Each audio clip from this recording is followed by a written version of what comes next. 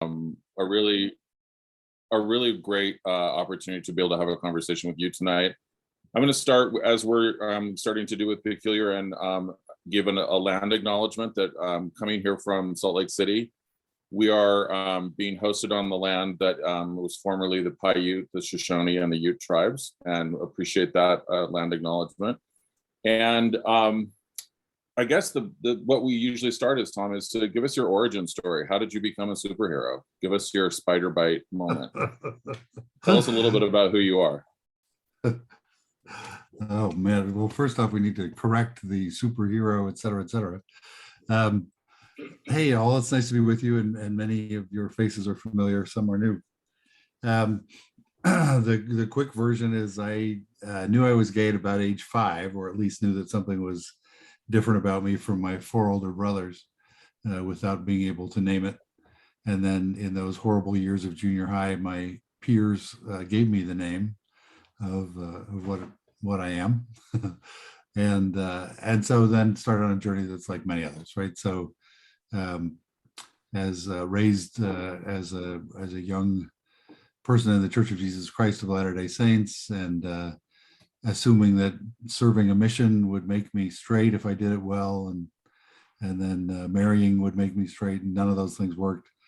So I exited stage left from church membership for a couple of decades, and found the man who became my partner of 19 years and had a really happy life. At a certain point, felt like I wanted to focus again on spirituality and growth there, and that has kind of brought I would say brought it full circle, but I would say the circles continue to grow in the journey, and happy to chat about that as you wish. That's great. Thanks, Tom. That was pretty quick. I'm gonna ask you for some more details, if you don't mind. So you knew you were different than maybe your siblings or your friends, maybe in the ward or in your neighborhood at age 5. Yep. What was the discussion about the word gay or being homosexual or whatever in your kind of, not just in your family, but what was it like at the time that you were growing up, and what was, if any, discussion in your home? I honestly don't remember gay until I was in my 20s. So as a kid in school, it was homo. And that was as I said, in junior high, having kids tell me I was a homo. And I went to the library and looked up the word and discovered they had accurately diagnosed it. But it was always negative, right? It was something to hide or change, or I guess in 2 dimensions. One, my sense was that it was socially unacceptable. I wouldn't have friends if people knew who I really was. And then that somehow I was an enemy to God in this condition, that the only way that I could be loved by God was essentially if I were someone else. If, as I've come to think about it since, if the spirit within my body were changed, so I still look like the same person, but somehow there was a different spirit there. So that must have been really hard to try and navigate something that you felt that you'd done wrong for whatever reason, or that you were not 100% accurate or worthy, and then kind of trying to be faithful. What was the defining moment you said that you decided to go on a mission, and that would save you, or how did you get to that point? Yeah. I think I think it's gradual over time, but I think let me say 2 things there, Paul. One is one of the challenges of growing up with that idea that somehow if people really knew who I was, they wouldn't want to be with me, has required lots of rooting out of bad habits or practices and thinking for the rest of my life. That even though long ago I sort of discarded that idea at face value, there are still things that persist. I think I'm a pleaser. I'm not a natural at conflict management. And I think some of those things stem from, those early years of feeling that I couldn't really be myself. And so, it's a lifelong journey of saying, yes, I know I accept myself. I'm happy. I love being gay. There's so many wonderful things in my life, but I still have to say, some of these uh, attributes or habits, or however you want to call it, that came as a result of my early ways of thinking about this, are things that still need to be overcome even at this stage. I think that's not on. I think that's common within the LGBTQ community, where we sometimes seek behavior modification, sometimes productive and sometimes very unproductive and damaging. But I'm interested in that dichotomy. So you elected to go on a mission. You went through the all of the process and all the things that you promised to do. And did you have spiritual experiences? Yes. So Yeah, I mean, it's possible. Sure. And which again is sort of like, I now look at that period of time and say, well, wait a minute.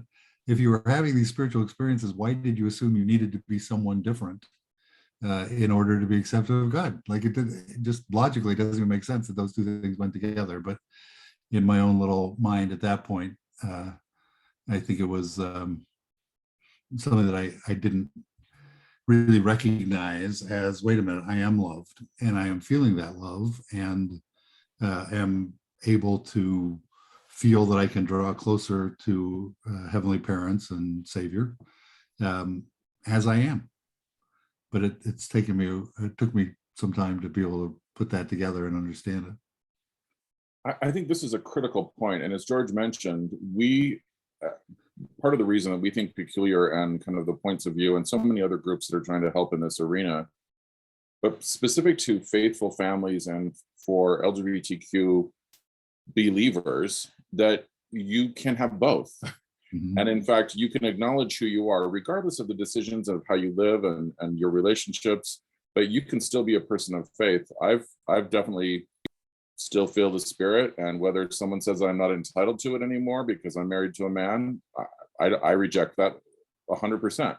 I think that there's an opportunity for us to really increase that dialogue around what that spirituality is and what it means to each of us. Right. I'm really struck by that. So you had a successful mission, you came home, and then what happened? Went to BYU. Wasn't that the necessary next step? For a lot of us, yeah. Yep.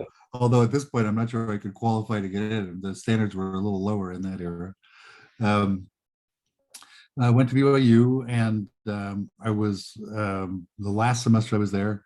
I did an internship at the state senate and happened to work for a state senator with the state senator by the name of Frances Farley, who then decided to run for Congress. And then I spent the next year running her campaign for Congress, which was exciting and wonderful. And I figured I'd either go to Washington with her if she won, or I'd go to California and figure out what to do, live with my brother down there. Unfortunately, we lost by 600 some odd votes, which was about 2 per precinct. And I went to California, ended up meeting a woman that first week that I went to church, who became quickly a very great friend. And I sort of thought, oh, well, here's what God's telling me, right? This is someone I can absolutely imagine being a friend for the rest of my life. We should get married in the temple, etc. But that didn't work. And that marriage was annulled a few months later. And that was the point, Paul, where I really had to say to myself, okay, I feel like I've tried to do all the good little Mormon boy things, right? I've tried to follow the whole program. And not only am I not happy, but I brought somebody else into my journey and struggle. And that certainly didn't make her happy either. I need to do something differently. And so I felt that I needed to not be seen to be a member of the Church of Jesus Christ of Latter-day Saints in that era. If you said I'm gay, that was sufficient for them to agree that it was time for you to leave. And so I did, and they sort of said, well, don't let the door hit you on the way out. And I, there was another journey of discovery. I think one of the things I really came to find out in that process was that that I would still be me. I didn't have to be a gay clone, of whatever the clone it was of that era in order to fit in. But in fact, I was still me. And to fast forward a few decades later, as I decided to get more engaged in the church again, it was the same thing in reverse. I would still be me, even though I didn't necessarily fit in the same way that everybody else or that many other people did in that group. So I love my two tribes, and I would have to say that I probably don't fit in completely either one. That's okay. I think you've got a good tribe here. Actually, this is pretty good. There's some adjacencies, Tom, for sure. So I'm trying to picture you with a handlebar mustache at the era. So I'm trying to figure out what the gay clone would have been for when you're. It was I always called the lumberjack look. The big plaids. Yeah, I'm a big boy. Big plaids don't look good on me. I can see it. Okay, so you then decided to be out in the parlance of kind of common. You were living out loud as a gay man, and you met someone that you wanted to spend time with. Can you tell us a little bit about that? Sure. And it's interesting too. Having just had a birthday, I'm feeling a little long in the tooth today. But when I first came out professionally, I was living in Los Angeles, and neither the organization of the bank that I worked for, which was a global bank, nor the city of Los Angeles, nor the state of California, none of those had non-discrimination policies or ordinances that would have protected me in employment or housing by acknowledging that I was gay. So I felt at some risk coming out in that early stage that I could lose my job and have no recourse because somebody simply didn't want to work with a gay man. So it was a process. I didn't come out to the whole world in a day. I came out to some close friends, and then to my family, and then to some close associates at work.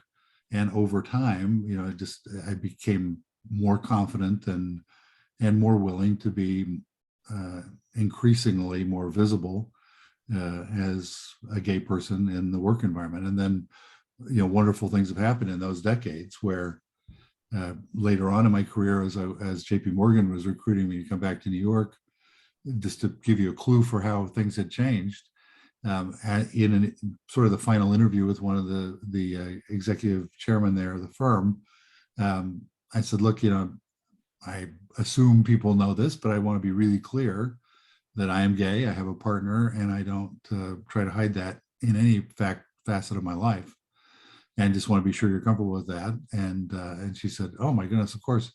And she said, we want you to be happy here. And so we want to be sure that we're doing everything to help that happen. Can we help your partner find employment here? Can we get someone to work with him on his job search and make sure that works well for both of you so that you're really settled in and can give us your best efforts.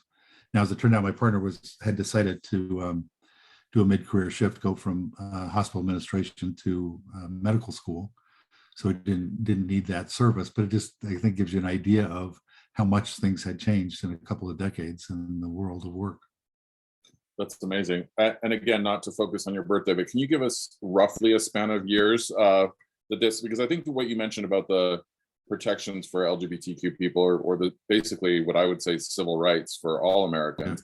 Yeah. What years were those when you first came out? When I came out or began the coming out process was 1985. And okay. And then so when was Obergefell? Wasn't that 2015? 15, yep, 2015. So think about that. Within 30 years, we went from no protections whatsoever for employment or housing, the easiest things to protect, to equality of marriage. It's pretty incredible. Yeah. I also think it's worth noting that in addition to you making a pretty big shift, this is also at the height of the AIDS crisis. Yeah. And so to be an out gay man and to then have probably, and we'll talk a little bit about family reaction in just a second, but yeah. That's a big commitment to live authentically. And with as many of us lost many people that we cared deeply about. Yeah. And I'm sure that was a consideration and a factor in, certainly I'm a little bit younger, but that was certainly a part of a lot of our coming out story, was what that AIDS crisis really was. Go ahead and brag, Paul, you're younger. Okay. We just a little bit. We have the same color hair apparently, but yeah. it was a scary time. And when I was very first coming out, we didn't even know. I mean, when I first heard about it, it was SIDA.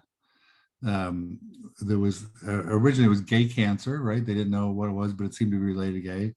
And then it was what was it? The sexually.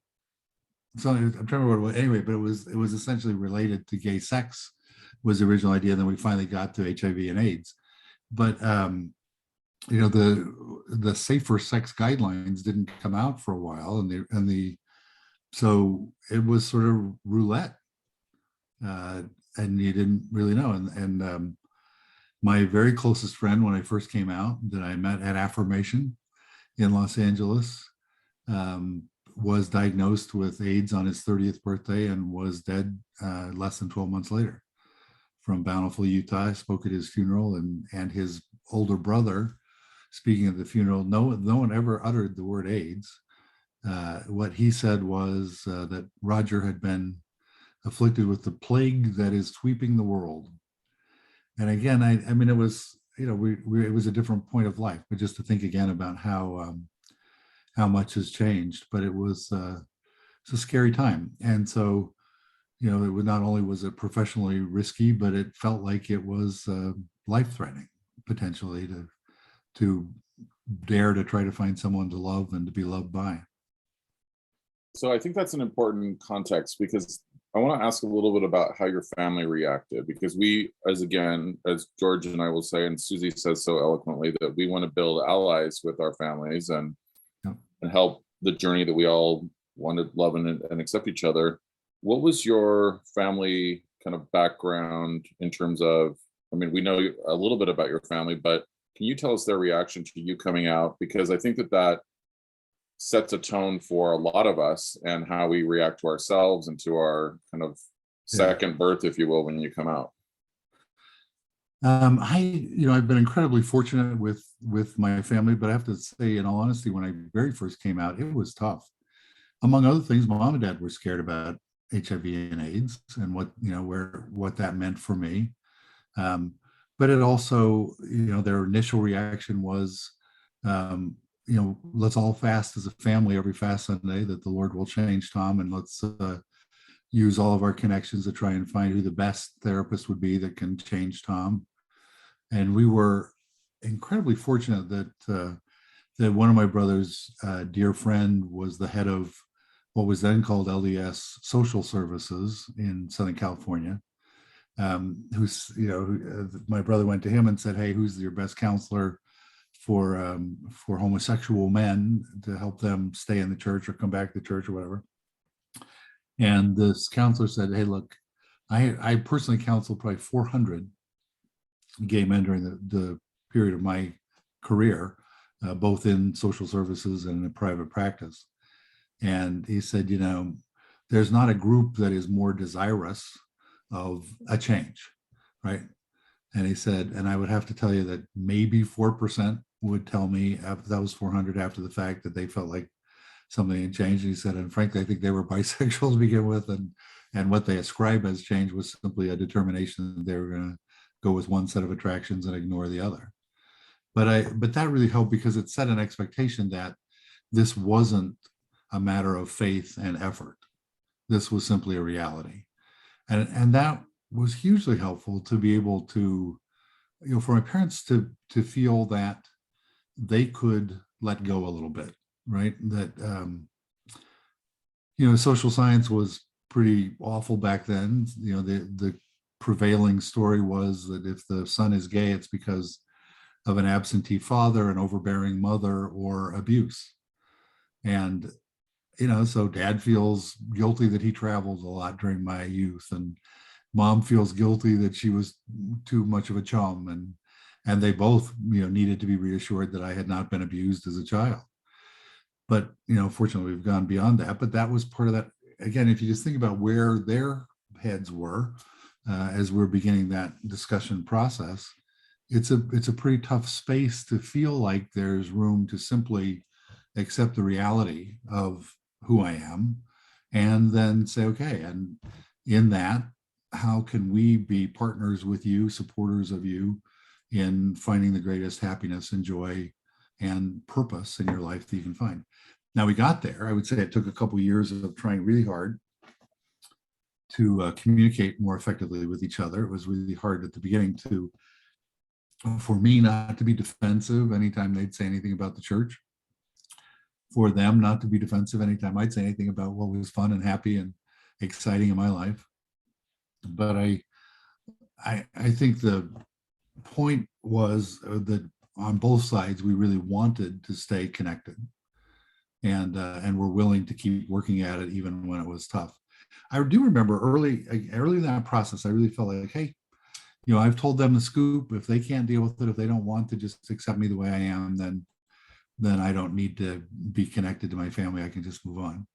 But fortunately, that passed fairly quickly. And, again, as we really worked at it, we were able to find ways to strengthen our communication. And then over time, and I mean over years, to feel increasingly comfortable with what we shared in terms of our desire to be united and unified as a family and our love for each other.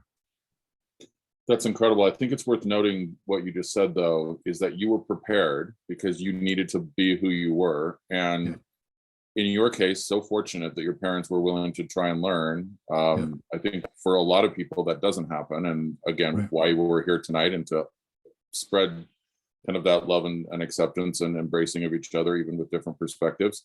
But I think that is a critical moment for, and I would say this, any of the parents or family members of queer people that are hearing this, to say it does get to that point. You have to be able to say that to yourself. And when it doesn't become that dire, and in your case, Tom, what a great and wonderful thing that your parents were there along for the ride with you and said, okay, let's figure it out. I also think it's worth noting the resources that you had in front of you, in terms of you were able to talk to someone who kind of knew some, kind of professionally. I think that's a great thing. What a gift that was. But again, one of the reasons that we want to continue to seek out further light and knowledge, if you will, is to be able to help other people with that journey, whether they have the resources in front of them or they just know where to look, hopefully with our guidance and each other, having each other's backs. Okay, so thank you for that. So it seems like things are off to a good start, and then you have a partner, you have a job that is supportive of you, you've made it through kind of some rough years, and then what was the thing that made you, was there an experience, was there a moment, was there a little something in the back of your head that made you want to re-up with your faith? Well, let me take a step back, because the partner of 19 years was not my first boyfriend. There was a 6-year relationship originally, and then some years of being single in between, and meeting Clark. I think one of the things I want to say about that is, in those years, with my partner and other friends, I and by myself, went to a number of different churches, because I felt like I wanted to keep that sense of meaning beyond just my own enjoyment, right? That there was a purpose of life and things that I could do that would make me a good person, in a sense, like to have that.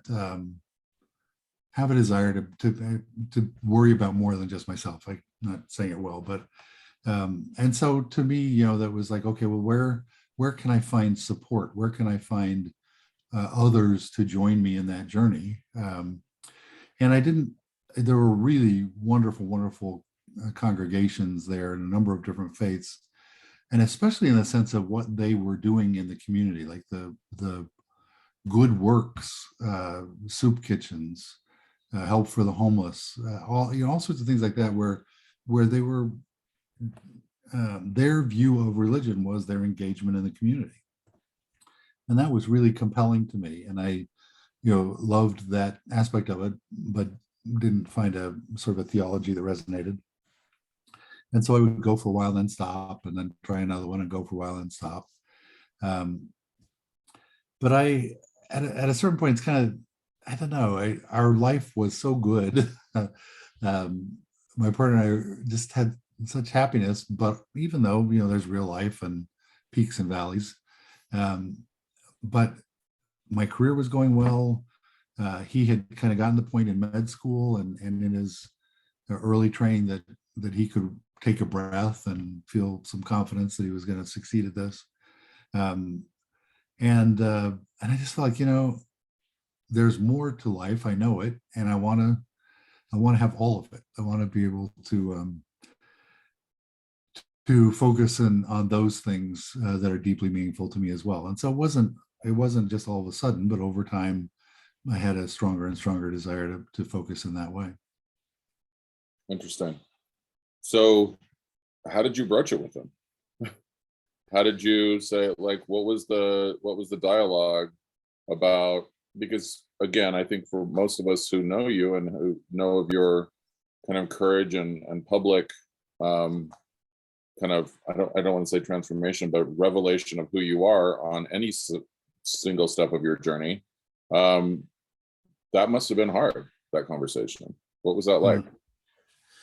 Well, when my partner and I had gone to a couple different churches together when we first started to date. He was quite active at Glide Memorial in San Francisco, and so I was joining him there. And so we had done things together. That was a shared interest, I guess. And when he was finishing med school and starting his internship and residency, we moved to a community in Connecticut. I was still working in New York City, but we moved closer to the hospital where Clark's training would take place. And so there was an LDS chapel there, and I felt like I wanted to go. And so we had that conversation. I said, I think I kind of want to go and see what I feel and how it goes. And he was very supportive of that. And early on, I had a conversation with the head of the congregation to say, look, here's the scoop. I'm gay. I have a partner. I'm not planning to join your church, but I have felt things that are meaningful to me while I've participated in your meetings. But I don't want to hide. I don't want to sneak in. So now that you know who I am I welcome? And his immediate answer was yes, please join us and bring your partner. And so in the early sort of year, my partner would come with me occasionally to attend a service.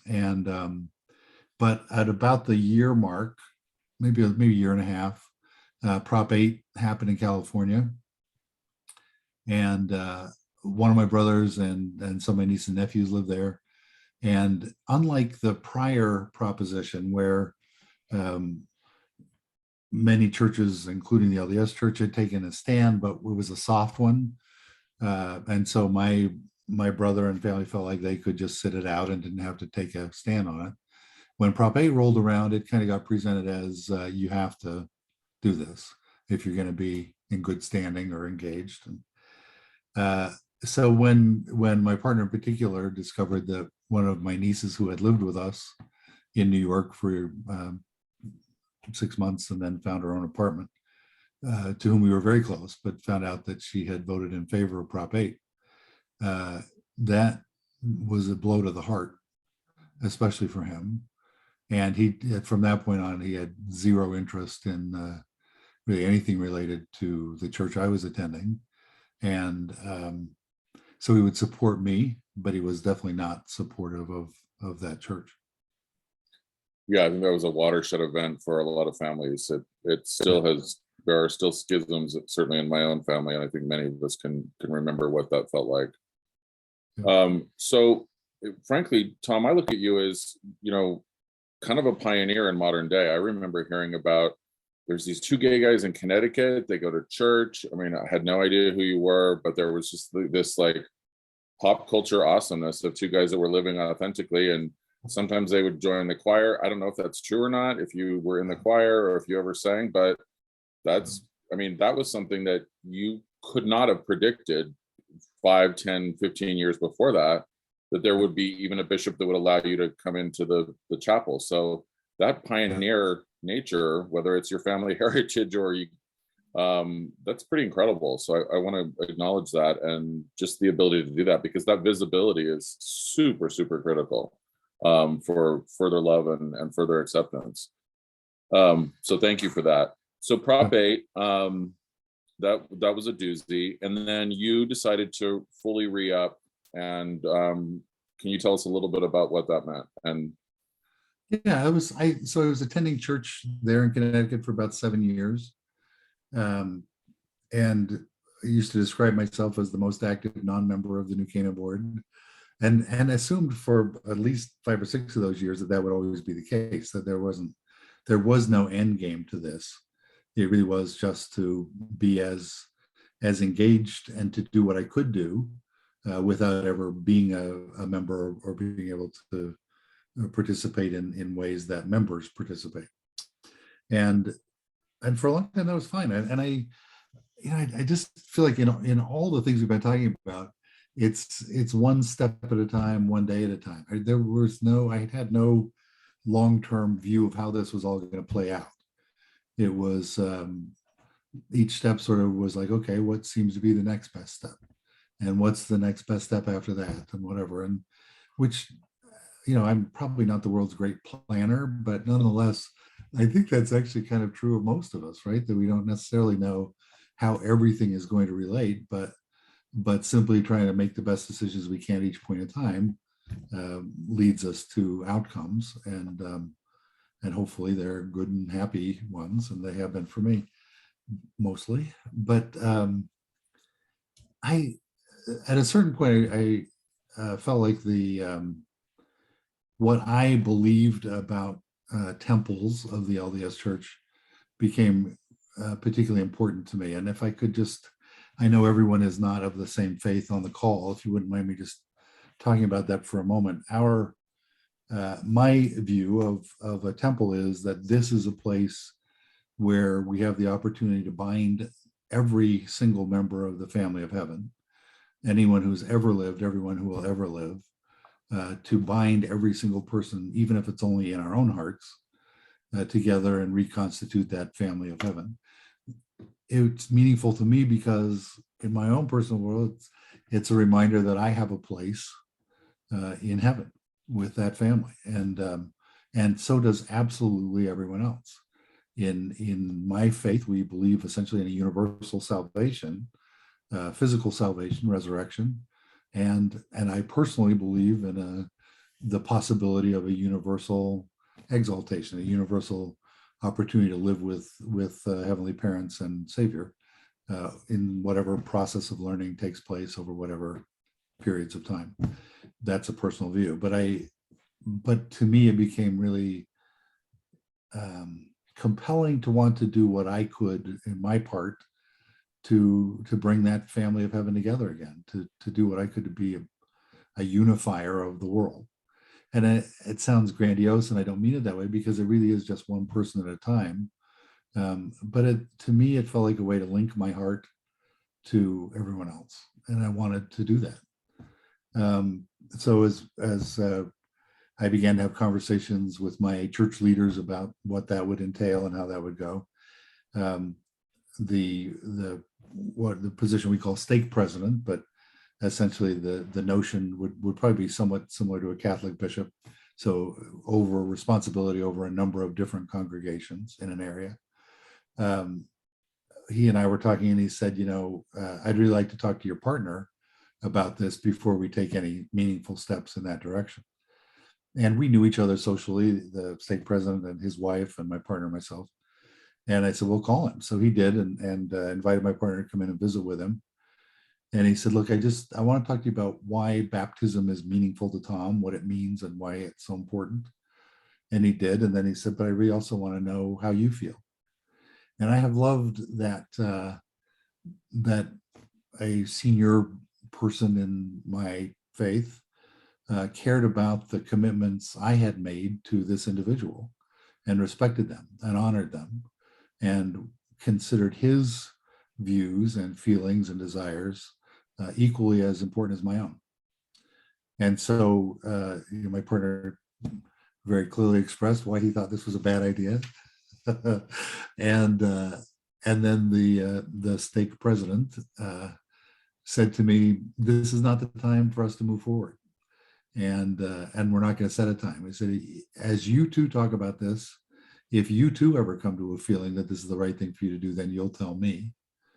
And so that's where we left it. So for the better part of a year, my partner and I chatted about that at various times. And at a certain point, he finally said, look, I want you to do what's going to be best for you. But I don't, if that is, you feel you want to join the church, I don't know what that means for me. And I can't give you a firm answer about how that will affect me or what I'll feel and whatever. And, I'm an optimist, and I was certain that, after 19 years, our emotional connection was so deep and meaningful and joyful that that would be enough. The physical side had stopped and would stop, but that emotional connection was so rich and deep, it would be sufficient. And for a few months it was, after I was baptized, but then after about 6 months, my partner said, this isn't working for me and I need to try something else.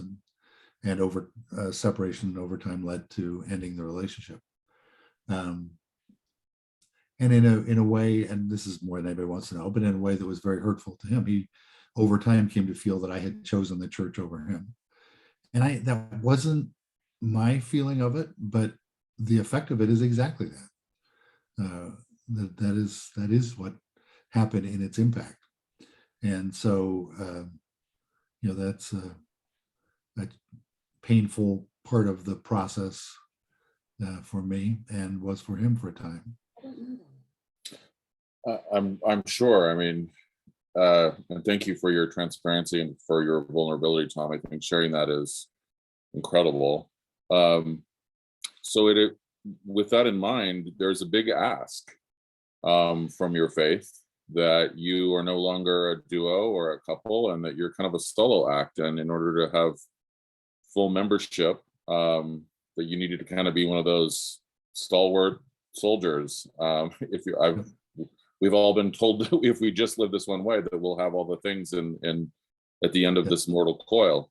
So the hope of that, and that, I mean, I can't put it in I would love for you to explain that, but you moved forward, you felt comfortable with your membership, and I think pretty incredibly, we're able to be authentically yourself and be an out gay man in a religion where even saying those words, not suffering from the affliction of same-sex attraction, as it used to be called, or in some cases it still is, that you're just a gay man and this is who I am and this is what I'm doing and this is my story. So you were met with, I imagine, quite a bit of optimism and hope, and a lot of, gee shucks and congratulations and backslapping and all the things.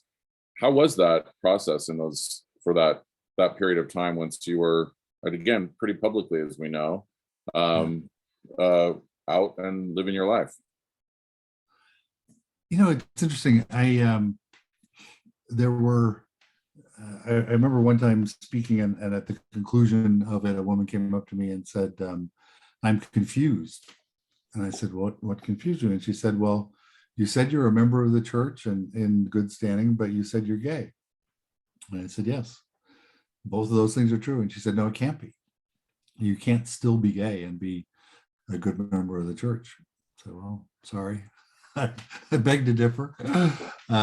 So, there were some of those reactions. And then there were people who had been hurt very deeply by their experience in the church, and their families felt that it was hurtful to them to see somebody portrayed as happy, living a celibate life. And so, it's, I think at the end of the day, it, for me, has always been, look, I don't have the answers. I'm doing the best I can today to move in a direction that I think is moving forward in my desire to be a disciple of Jesus Christ, trying to move forward in doing good in the world, of being a good person, being happy, whatever. And so, I think it's always challenging when people want to simplify a story and turn it into a fairy tale, no pun intended. So it's been interesting in that regard, but I always feel like, all I can do is just say, look, I don't have answers for anybody else, let alone all the answers I'd like for myself. all I can do is just share, look, here are the perceptions and experiences of my life. If they're useful to you, great. If they're not, by all means, ignore them. But, just at least I'm just trying to do the best I can. And if there's anything that gives somebody else an idea what might work for them, great. And if they found something different and better for them, great. So I don't want to be anybody's role model. I'm still trying to figure out my role. That's incredible. And as for the room, as I've gotten to know Tom just over the last few months, end of last year, as someone who was really puzzled by the move that you made, I am so grateful that you are not willing to be confined to a stereotype and a role model, if you will, because I was hurt, if I'm honest, before I got to know you. And some of the things that I think that some family members had said were, if this guy can do it, you can do it. Yeah. And a lot of us got that story wrong on at your expense, I believe, ultimately, because it isn't fair to put someone up as the pillar of anyone to do. I think there's only one individual that we know of that we should follow and follow that example. Okay, so that's we're covering a lot of decades, and I could sit and talk to you for days and days, and then it would just, everyone else would probably drop off, but they'd probably still be interested as well, Tom, because you're fascinating. So the topic that we're talking about, and I want to come back to current state in just a minute, but the topic of March is to talk about forgiveness. And you, well, can I barge in for just 1 second before you do? Because the one piece, if we're doing the biography that I don't want to be lost, is in December, I felt like I needed to publicly say that I had decided to start dating men. And I expected a reaction, frankly, that the church leaders would not be keen to have me address their congregations any further, whatever. And that has not proven to be the case at all. In fact, that still seems to be, I think there's a more willingness than, and again, it's leadership roulette, but there's more willingness than I expected to find among leaders of the church in local congregations or groups of congregations to deal with the nuance of someone's story and the complexities of what real life is all about. And so I want to be sure that we've come into that piece of it as well, as I am embarking on a new stage of coming out. I feel like I'm coming out all over again and trying to figure this all out all over again. And I don't know where this leads either. So once again, just kind of trying to take a step or two in the darkness and doing what I think is best at this moment, and constantly seeking guidance and help. So, well, if I'm going to be honest, then, because I was going to get to this point at the end, but frankly, you're no longer a pioneer in my mind. That's a stone cold superhero, because if you're going into those rooms and you're finding that acceptance, I think you are absolutely one of the first people to do that. And absolutely, and again, I'm not putting you up as a role model, but I think, and I don't see Wonder Woman's invisible jet around you or a utility belt or any cape, but that's like some superhero kind of level stuff, because you're being authentic, you're going into a space, you're expecting maybe some hostility or some questions or some ignorance, and you're finding these. I mean, that's a pretty incredible journey and pretty incredible example of how much things have changed, and how much that visibility, your visibility, our visibility, the visibility of everyone on this call tonight, that has become, wow, I wouldn't say commonplace yet. I hope we get to that place, but that's pretty incredible, Tom. So I want to salute you for that. Well, the wonderful nature of timing, David Archuleta had essentially said the same thing about 3 days before I did. So I was like, oh, thanks, David. You can take some of the heat. It's good if you've got some deflection during when you're going to battle. As you've girded your loins and going in, that's good that you've got some allies with you.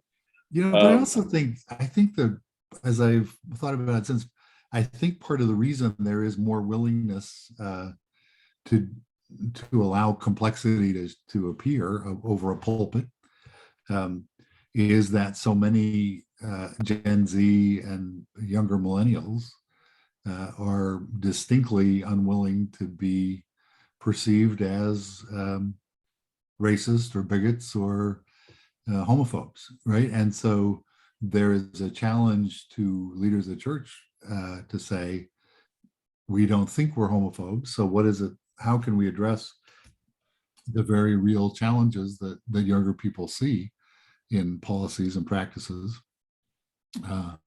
And how, how is anybody dealing with it? And so I think that's kind of the reality of the situation. Is it may not be that anybody finds me wonderful to listen to, but they're I don't know, looking for anything they can hold on to, grab onto, that might cause younger people to actually stop and listen. Well, I think that's going to be a process. Obviously, you mentioned leadership or bishop roulette. I would love to see a day when it wasn't roulette. I would love to see a day in which you could go into Davis County, Utah, and have that same experience that you have in some other local areas. I wish it weren't a risk factor for so many of us to go into those buildings and to go into those congregations, but certainly a lot of us do not feel safe in those environments. And I'm so grateful that you are having the courage to be able to go into those rooms and in those audiences and have those conversations. And again, I applaud you for that. I hope that you're right. We also say though that, at this point, gay has become fairly vanilla. and the real tough battle is for trans people. Our trans siblings, nobody feels uncomfortable with me. Well, they may feel uncomfortable, but they don't feel uncomfortable with me in a white shirt and a tie and priest meeting, right? But our trans siblings are in a horrible position in that others may visibly feel, see something that makes them feel uncomfortable, and that somehow they don't fit. There's not a place. And so my journey is a pretty easy one, frankly, in comparison to some of my dear friends who want to find a place in the church and are having to deal with the fact that their sense of their eternal self is at odds with what might appear in a mirror. That makes me very emotional, Tom. It's so sensitive and thoughtful, and we certainly do owe a lot to the predecessors, but we still have so much to learn and to grow. And as most of us are fortunate to call trans brothers and sisters close to us, I see that. I think a lot of us see that, and that difficulty. It is especially difficult. An upper middle class cis Caucasian man still can pass in a lot of rooms, and so I appreciate you acknowledging that privilege. You used a little bit of a phraseology, and it sounds like, again, there's you have a pretty good connection with your faith and with your I would say gospel knowledge, as we say from our shared faith tradition. But someone in junior high decided you were a homo. And I don't think that was the last time someone was not very nice. I don't think you could probably share some examples, and I think you've done a good job of keeping it top level and a little optimistic. But for so many people, especially in a religious or faith community, there have been so many examples of hurt and so many examples of I think sometimes well-intentioned. My father received the very opposite counsel that your father did, and was told it was his fault by a high up leader in our faith, and that he suffered for 30 years thinking that it was my fault that I had this illness. And I'm still struggling to forgive that name brand guy that told my father to his face that it was his fault. Mm-hmm. And I still have, and I think this is with a lot of LGBTQ people, I don't want to call it a comfort blanket, but we've been angry and hurt for so long that forgiveness is a real tough one. And I'm told regularly by well-intentioned family members and leaders, just turn the other cheek, be like Christ did. And I find it, and again, where George and I have started talking about this, and certainly with the rest of the group at Peculiar, is how do we work on forgiving those who have spitefully used us? How do we work on forgiving? I mean, let's say it was, I mean, I got called a faggot not that long ago from a TSA officer at Salt Lake City International Airport under his breath. And how do I forgive that person? How do you forgive someone when we're already the marginalized community? We're already the people that are all of the jokes. And I know it's a little trendier now to say the word gay, and you're seeing a lot of success in your local relationships. But how do we forgive people that have been hurtful? How do we forgive a government or a faith system or family members? What's a process that you think works for you? I think I think if we assume good intent on the part of other people, we're normally right. More often than not, we're right. So I think the big difference is experience, right? We are afraid of things we don't understand. We're frightened of things we haven't experienced or that seem completely opposite of our own lives or whatever. And when we feel vulnerable in times of upheaval and stress, economic and pandemic and everything else, it doesn't bring out the best in any of us. And so I think part of that is simply to say, look, if most other people had experiences, if they could know someone in their lives that they have esteem for, that they think well of, they would be able to open their hearts and minds.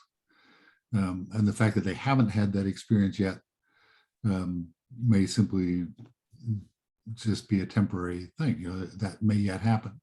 In a work setting, we may be that person who could help someone open hearts and minds as they come to know us and feel respectful of our contributions as part of a team, or willing to make a personal connection. But that's sort of high level, and that's also kind of best case, right?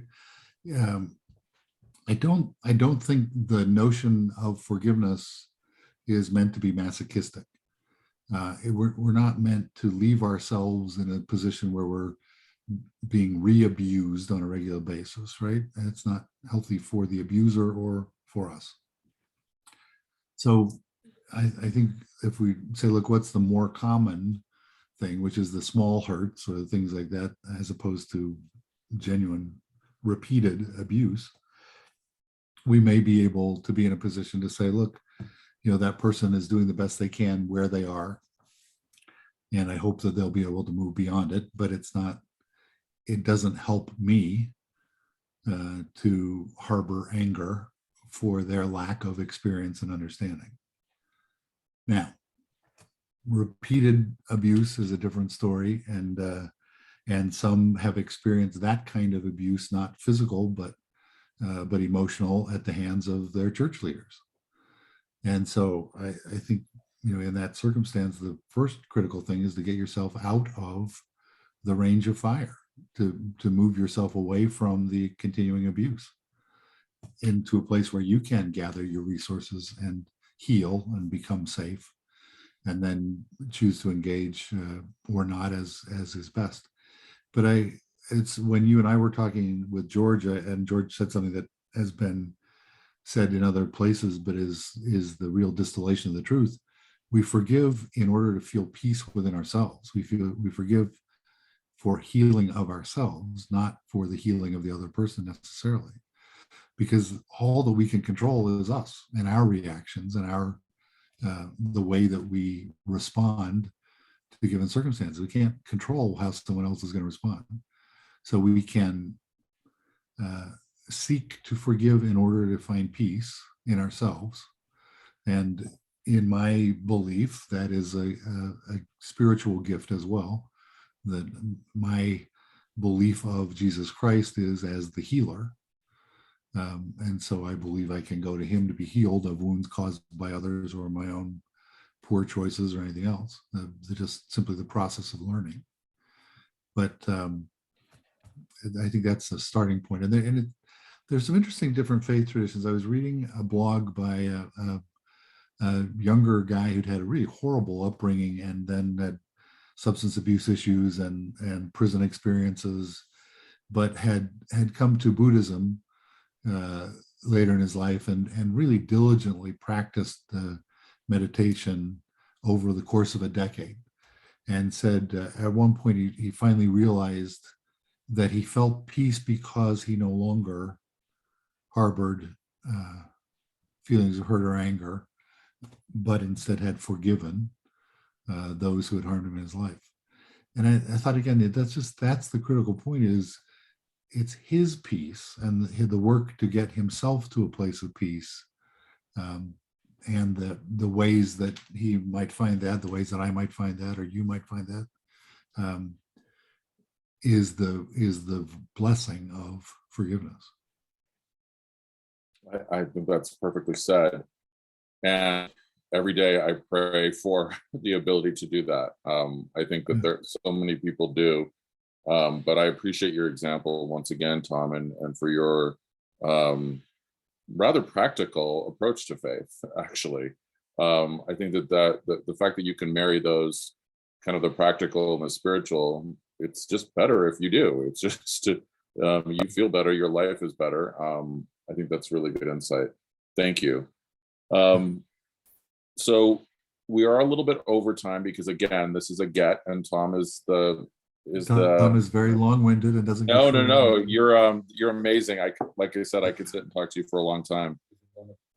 It's an amazing conversation. Chase is just echoing in as well.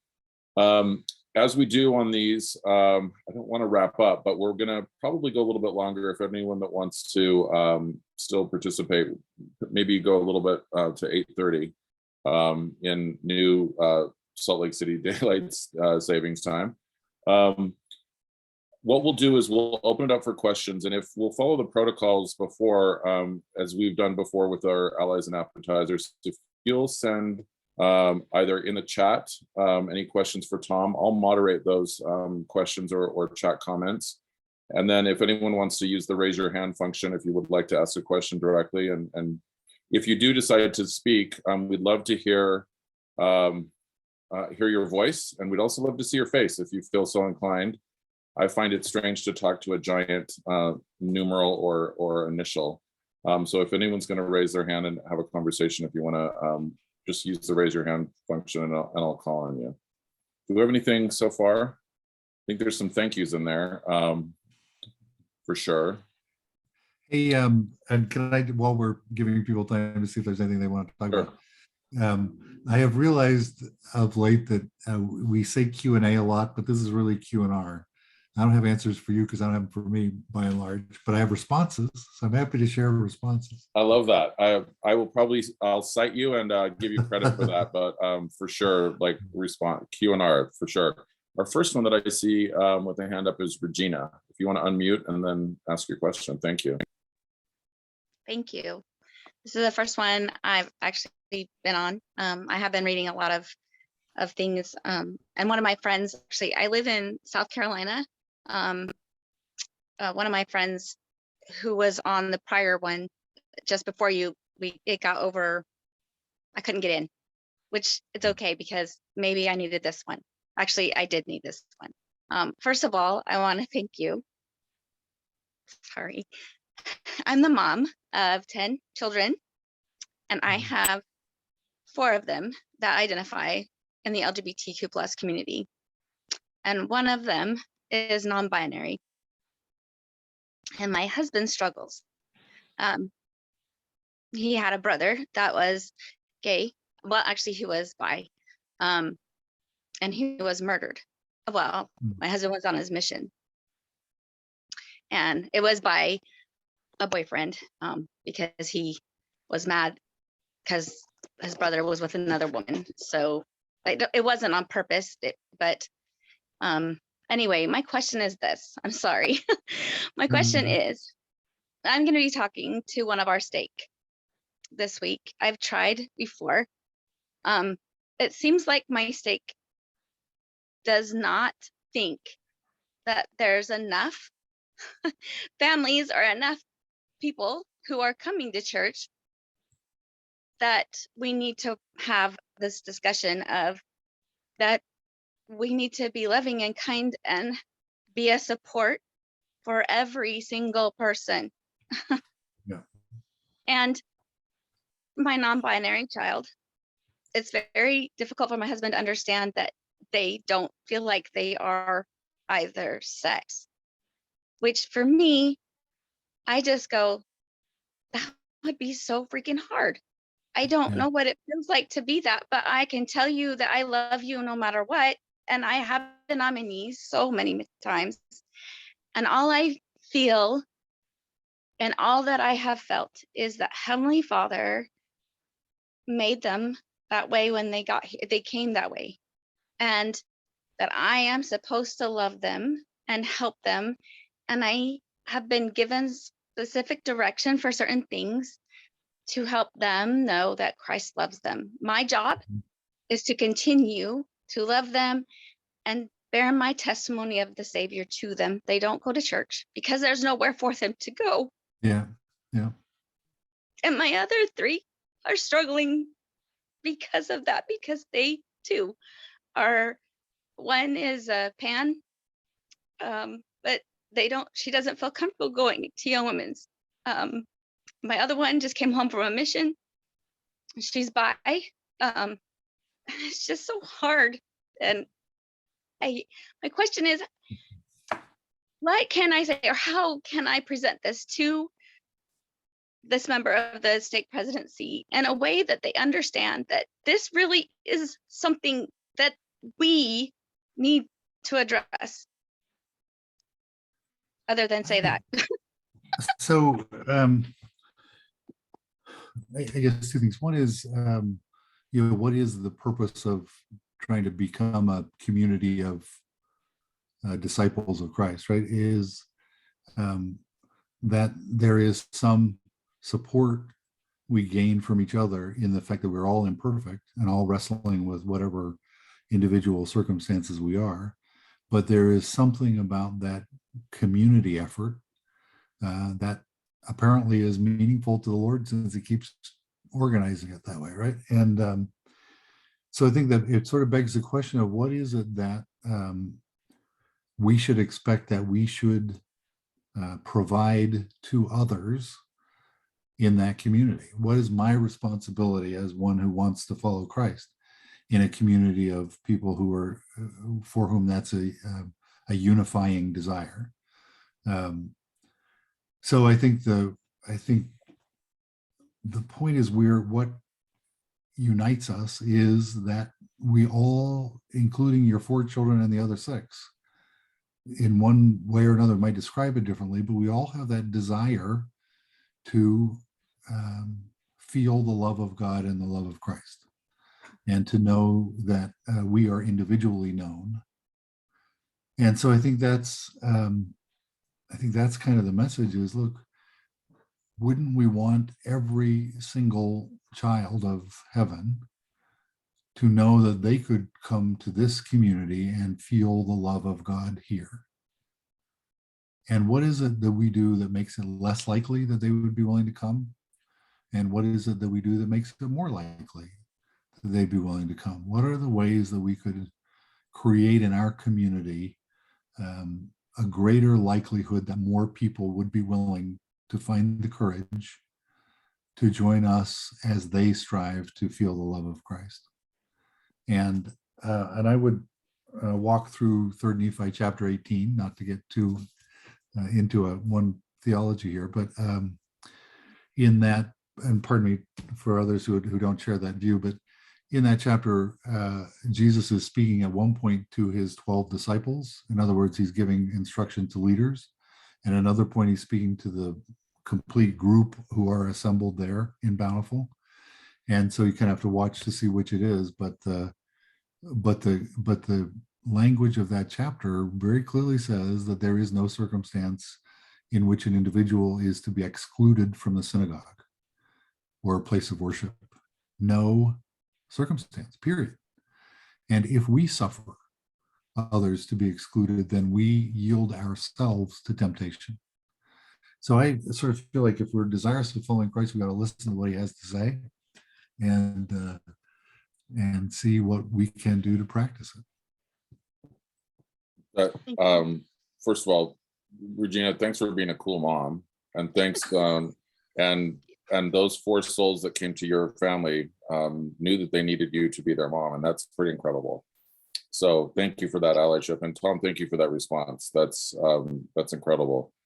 The idea that we would all feel safe in the same room is, I think, the goal that we all have. Right. That's pretty incredible. I've got another question from Scott. What are some good resources for helping parents and leaders learn about microaggressions against LGBTQ plus people? Before I turn it over to you, Tom, hopefully this is one of those forums. Hopefully that there's local chapters of affirmation or of even outside of the LDS faith. There are quite a few churches. The Unitarians I know have quite a bit of resources, but there are lots of places to search some of those resources. Tom, what has your experience been on that? I would say PFLAG is a great one also. Parents and Friends of Lesbians and Gays. Even though it only says lesbian and gay in the title, it is all of LGBTQ plus in practice. But there's some great resources there. I think to me, the greatest, if a child is willing to participate in church even after they've sort of come to terms with the identity that they feel, I think the thing that can be most helpful is the open conversation with their parents and perhaps a trusted advisor of what they've heard in those settings that has felt hurtful, to be able to openly talk about that and know that somebody's going to listen to what they say and not convince them that they're wrong, or maybe not even convince them that they need to forgive, but just that there's always a space where they can go and talk it out. And then decide, okay, what is the right next step? Where are you in this, and how do you move forward? I know there are people who see this differently. For me, I don't think it's true that church is always toxic, and I don't think it's true that church is never toxic. I think it's the individual and the circumstance. And so to the extent that a parent and trusted advisor can work with an individual to figure out, how is this particular setting working for them, and how can that be made to be effective, or what are the alternatives that will be more effective, more helpful, more peaceful, more loving. I would also just say, I think for my parents, the critical answers that they received were inspiration as they prayed over their stewardship. And their answer, in my words, would be put no barriers in place to love. That the way that they could instill unity and loyalty in their family was to ensure that everyone was included in everything, that there was no distinction between Tom and his partner and the 4 brothers and their wives, that that we were one family and we were going to respect and be engaged in each other's lives wholeheartedly. One thing that I feel impressed to comment on that as well for those microaggressions is frequently the language that a particular faith system, the jargon or the pop culture language, can be triggering and can be hurtful. My experience has been that when I can just speak to the human as the human, and that we're all brothers and sisters and siblings of hopefully our Savior, that when we speak plainly, we kind of take some of the pretense or the formality away. My father is well-intentioned, and he sometimes speaks like a very verbose church leader. And when I can break down some of those, again, there's love behind it, and I know that about him. But I know for other queer people, that has been in answer to that microaggressions, that has been hard for that, some of that language and that some of that formality and presenting from the pulpit rather than just being your dad and just be the mom or just be the sibling and just talk plainly. I don't think you need to have general conference level dialogue or lexicon, and I would say that for any faith. Quickly, I'm reading from Gary. I am a 70-year-old straight married male. I suspect an effective ally has many attributes. But to Tom, can you mention two of the most important ones as steps I can take toward becoming an ally?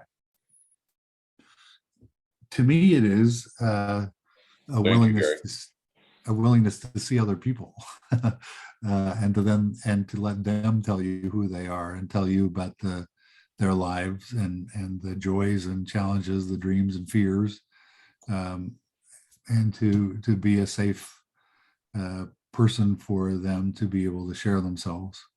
That takes time. I mean, it all sounds like, motherhood and apple pie, right? But I think there's to the extent that we're willing to invest the time in each other to show genuine interest and without judgment to really engage, that builds the bridges that allow us to really connect with each other. And then as an ally, you become, that person who can step in at a time of hurt or step in to avoid hurt and really show the love that we would hope would always exist among people who want to follow Christ. Thanks. I completely echo that. I think also in answer to that question from Gary is, from my perspective, is even in a room where there aren't any LGBTQ people, if a slur comes up, if a misconception comes up, I think you mentioned, Tom, that there was a woman who came to you that said, well, you can't be both. We can gently correct.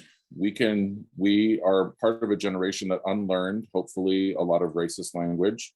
We can unlearn some of the preconceived kind of prejudices and certainly if someone says something incorrect or says something wrong about a queer person or an LGBTQ family member, we have an obligation to correct with love that language. And I've seen that happen. There's an amazing amount of learning to be had when someone has the courage to stand up and to say, this doesn't feel right to me, but also doing it with love. I tend to be the more militant and I'm going to throw an egg at your house or whatever. But I think I learn a lot more and gain a lot more acceptance and tolerance when I'm able to hear that person and to see them where they are and correct them with gentle approach. Do you have any examples of how you've been able to do that, Tom? I think I guess to me it's always what's our goal? If we're specifically talking about a family setting or a church setting, what's our goal? Well, our goal is to increase our love and connection with each other, to increase our enjoyment of each other, and to learn and grow together. And so I think the question is always, is this helping us to grow together and to feel more love and unity, or is it taking away from it? And so what is working and what isn't? How can we, and it's not, we're not personalizing it. It's, what are the things that help people to feel greater love and unity, and what are the things that don't? So we all have the same goal. How can we then individually participate in ways that help further that goal? And then, because nobody wants to feel that every time they go to church, somebody's there with a protest sign, or that anytime they open their mouth, someone's going to correct them. That doesn't help either. But I think I think when we just kind of can take a step back in those situations and speak of an experience that we can personally share where we have felt love, or, I'm sure Brother Smith, you come from a great place. I know in my own life where I have felt greatest love for the Savior is in a setting where people acknowledge that I'm different than they are, but they still want to make room for me, or that they see me as a brother in Christ and want to make it possible for me to continue to join with them. So they, think about that. So I just, it's our personal stories that really open hearts. And to me, it's always, if we can focus again on what it is that unites us, I think we have at least some hope of finding ways to move forward together. Thank you. It looks like we've got one more, or time for one more. Nancy asks, and I'll just read this if you haven't seen the chat. As a therapist, I am frequently working with individuals who are beginning their LGBTQ journey as well as families. I'm grateful for your voice in sharing your own journey as well as your family's effort to continue to work for connection. While my faith informs my approach, clients and families, to clients and families, I expect, I'm often tasked with translating that faith into clinical language so as to not cross certain professional and ethical boundaries. I become concerned about those louder voices in the LDS LGBTQ community that tend to collect their own disciples, and I'm grateful for your consistent message that your journey is your own. That's incredibly well said, Nancy. Clearly you're a writer as well. What are some of the messages that are the most effective in supporting and encouraging that journey for communication and striking a balance between two, quote, tribes? It's an excellent question. I think it is a great question. I think I have benefited from some therapeutical interventions at various points in my life. I think what a great therapist does is completely consistent with what we understand about the eternal law of agency, in the sense that I think our Heavenly Parents and Savior never force us to learn something we don't want to know. They don't force us to do something even for our own benefit, right? But what the learning process does is allow us to hone and shape and understand what brings happiness and peace and joy and what causes friction or pain and difficulty. And I think the best therapists are always saying, what are your goals, right? Where do you see happiness? Where do you want to be? What will give life meaning? How will you feel best about yourself? And so that it's always directed for the individual, right? We're not trying to make people fit some mold. It's, what have you learned about yourself so far and your path of happiness, and how can I help you to clarify your thinking and actions to move more consistently in that direction. And so it isn't, who necessarily, like, who do you want to follow, who do you want to be like, whatever. It's, what have you learned in your life? What are you feeling about the way that you're going to find your happiness? And so how can we try that? How can we take some steps that allow you to do that in a relatively safe way, or ways that help you keep some different options available and open to you as you move in that path, and try it and see how it feels. To me, that is the point of life, to have the experiences of learning, and learning creates wounds.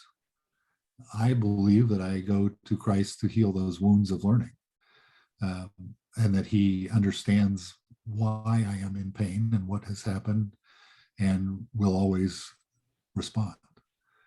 And I think that's what a great therapist does too. You don't solve anybody's problems, but you help heal the wounds of their learning process as they set the direction that they believe is going to be the best for them.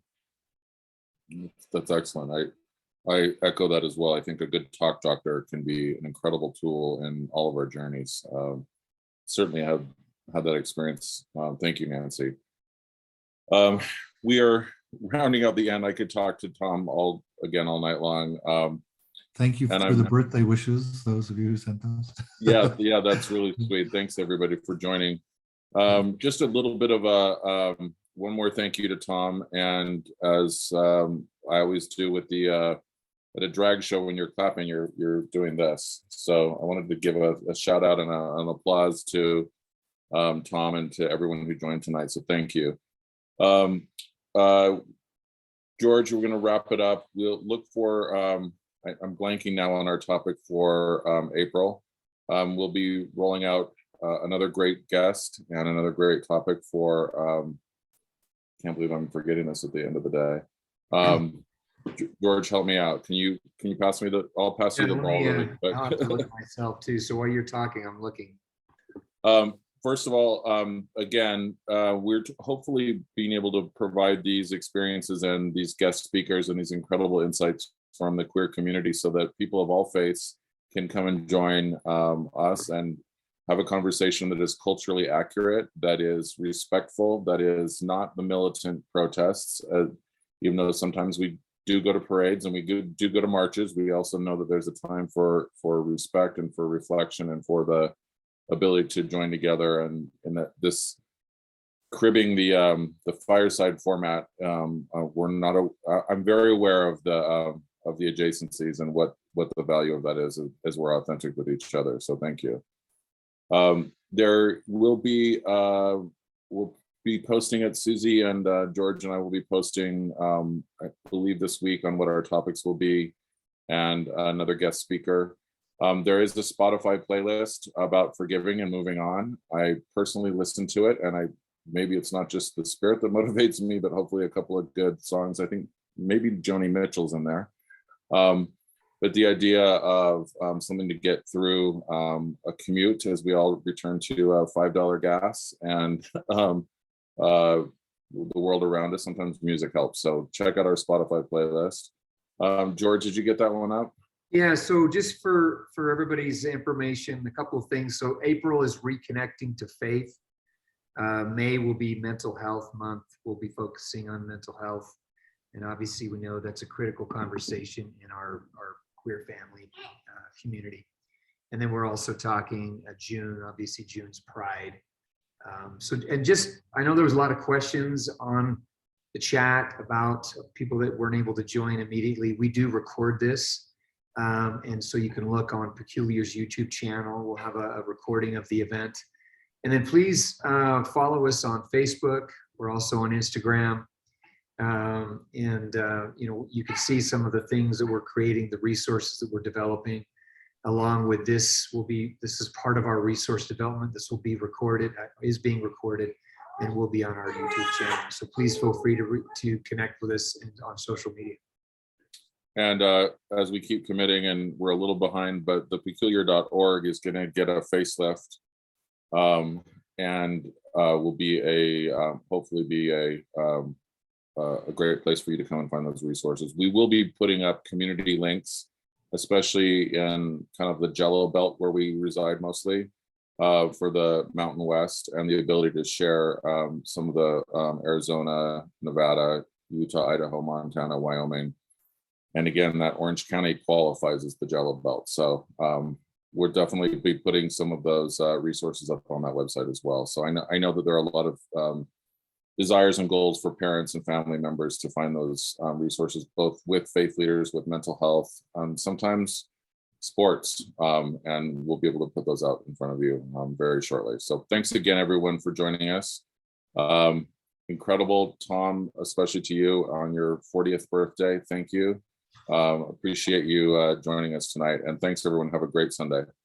All right, thanks everybody.